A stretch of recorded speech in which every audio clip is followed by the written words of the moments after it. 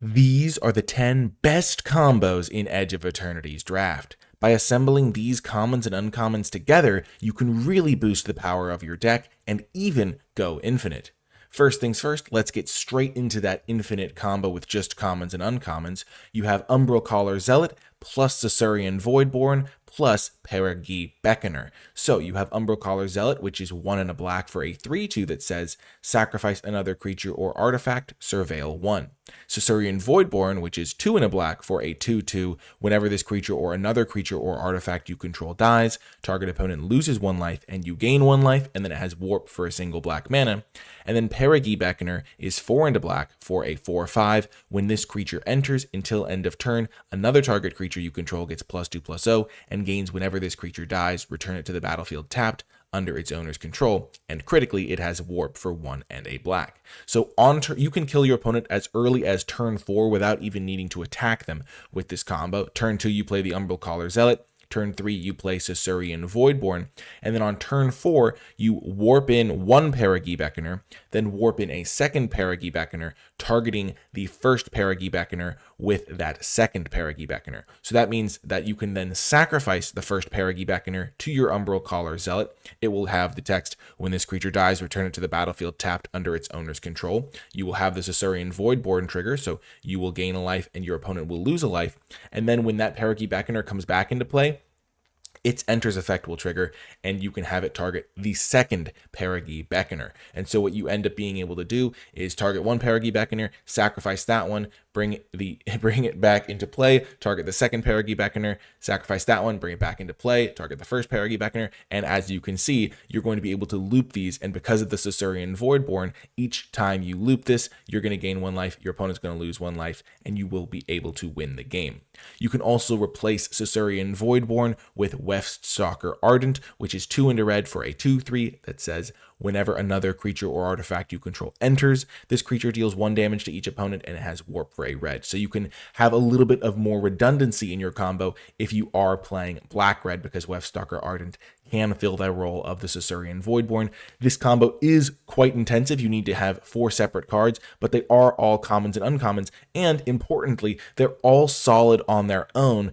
This Perigi Beckoner is a little bit weaker, which actually helps the combo because other players aren't going to be snapping them up as much, but you're going to be wanting to play your Umbral Caller Zealots anyway. You're going to be wanting to play your Caesarian Voidborns, your Weftstalker Ardents, and so if you can get those cards together, then if you see some Perigi Beckoners in the draft, you can put them into your deck and potentially go infinite and kill your opponent as early as turn 4 with a sweet, sweet combo. So definitely keep an eye out for this one.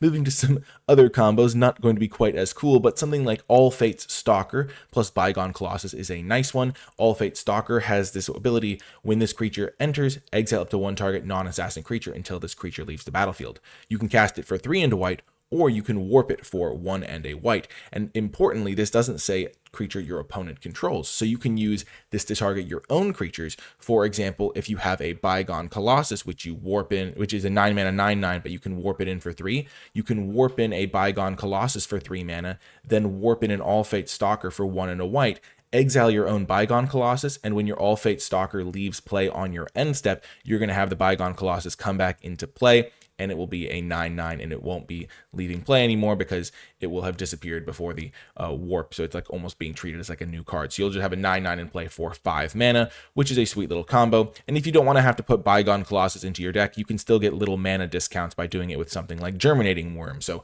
warp in Germinating Worm, then warp in All Fate Stalker, exile Germinating Worm. When All Fate Stalker leaves, you'll get back the Germinating Worm. So instead of having to wait till turn 5, you get it on turn 4. So a nice little combo as well. Next is the combo between Tractor Beam and Nanoform Sentinel. So Tractor Beam is 2 blue. It says enchant creature or spacecraft. When this aura enters, tap enchanted permanent. You control enchanted permanent. Enchanted permanent doesn't untap during its controller's untap step. So you get to steal your opponent's creature or spacecraft, but you don't actually get to untap it, so you can't attack your opponent with it or block it with it. But Nanoform Sentinel says 2 and a blue for a 3/2. Whenever this creature becomes tapped, untap another target permanent. This ability triggers only once each turn. So if you can find a way to tap your Nanoform Sentinel, either by attacking or using it to station a spacecraft or something like that, then you can untap the creature that you have put under the tractor beam or spacecraft you've put under the tractor beam. And that is a really good way to turn tractor beam into a very, very powerful spell indeed.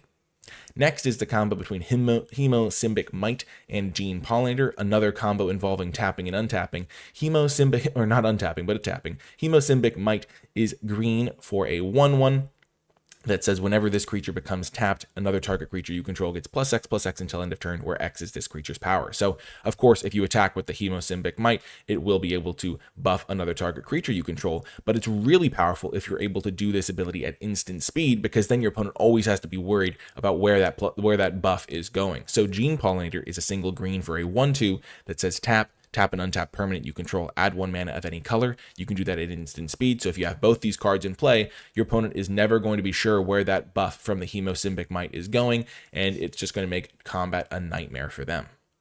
Next is the combo between Radiant Strike and Starport Security. So we're just really focusing in on these tap and untap combos because there are lots of cards that utilize these in the set. Radiant Strike is 3 and a white.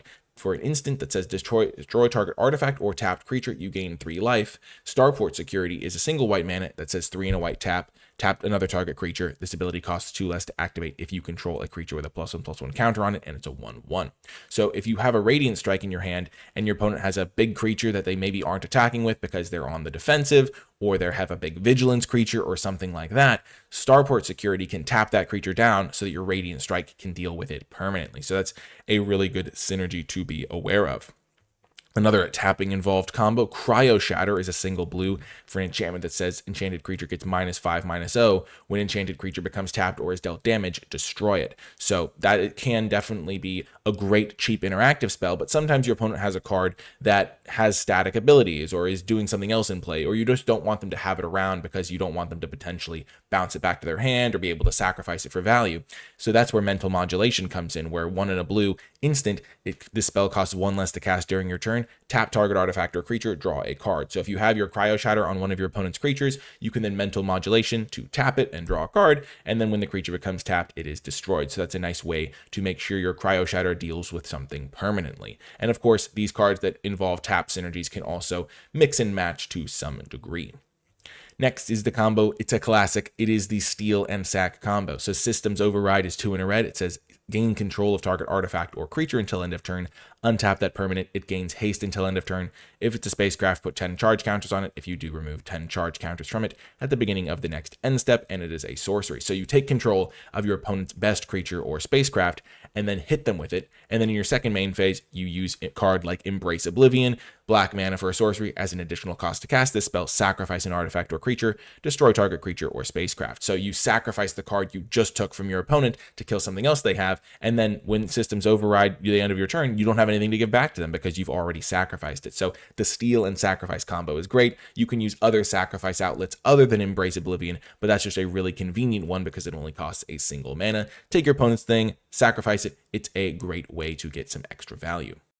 The next combo is between the card Seed Ship Impact and Cryogen Relic. So Seed Ship Impact is 1 and a green for an instant that says destroy target artifact or enchantment. If its mana value was 2 or less, create a lander token. This is a very efficient way to deal with your opponent's artifacts and enchantments, but there will be some matchups where your opponent doesn't have artifacts and enchantments that you care about killing, and in those cases, you're kind of wishing Seed Ship Impact was in your sideboard and that you'd brought it in for the main deck. But if you want to be able to main deck this card, having something like Cryogen Relic really does help with that, because Cryogen Relic is 1 and a blue for an artifact that says when this artifact enters or leaves the battlefield, draw a card. Then it has 1 and a blue, sacrifice this artifact, put a stun counter on up to 1 target tapped creature. So if you have Seed Ship Impact in your deck and you have Cryogen Relic in your deck, then the cards kind of work together nicely because it gives you a backup plan for your Seed Ship Impact. Because if Cryogen Relic is in play, your Seed Ship Impact can destroy your own Cryogen Relic to make sure you're at least getting a lander token out of your Seed Ship Impact. It's not going to be a complete blank. You're going to be able to turn that Seed Ship Impact into a lander, and then Cryogen Relic will still draw you the card when it leaves play,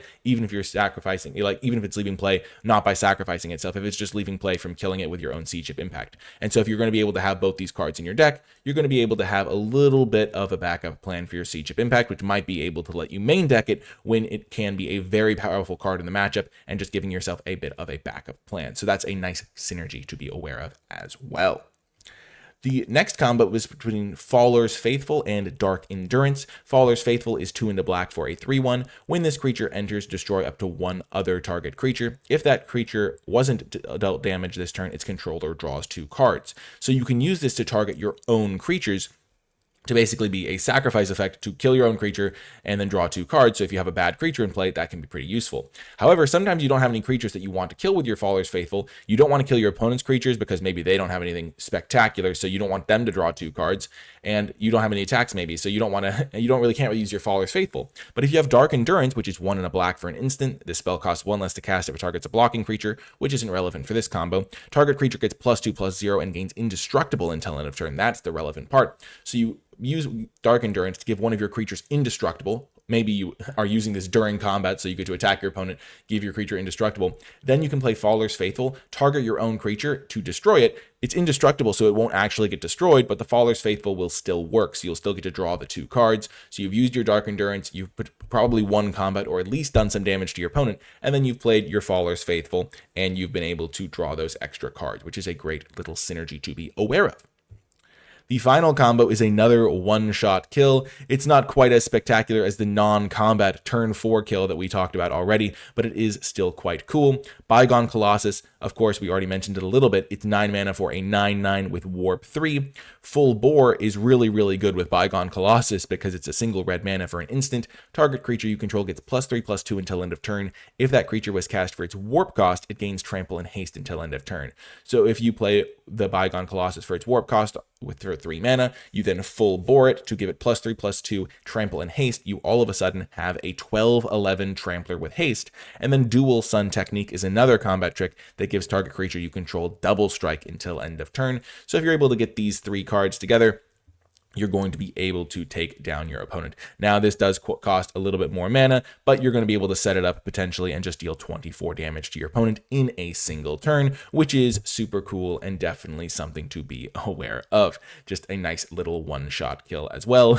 Though, of course, the fact that there is another one-shot kill already in this set does make this one a little bit less cool, but still very awesome if you pull it off.